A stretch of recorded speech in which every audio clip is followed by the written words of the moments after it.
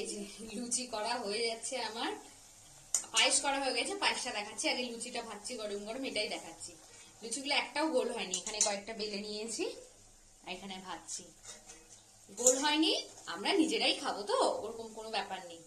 পেটে গেলেই হলো, খাওয়ার টেস্টি হলেই হলো, গোলই হতে হবে প্রপার, ওরকম কোনো ব্যাপার নেই। চলো ফটাফট করে তারপর পায়েসটা দেখাচ্ছি, দাঁড়ো। এই যে পায়েস বসিয়ে দিয়েছি, পায়েস প্রায় হয়ে গেছে, এখন জাস্ট গুড়টা মেশাবো, খেজুরের গুড়।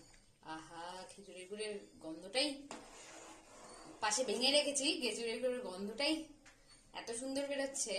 আর কিছুক্ষণ হবে, আমি হচ্ছে দুধটা অফ করে তারপর খেজুরের গুড়টা দেব।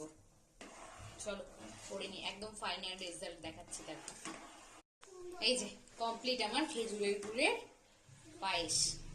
দারুণ একটা স্মেল বেরোচ্ছে, ক্যামেরায় আমি বোঝাতে পারছি না কতটা সুন্দর লাগছে, কিন্তু খুব সুন্দর লাগছে, দেখতে যেমন সুন্দর লাগছে, স্মেলও খুব সুন্দর বেরোচ্ছে।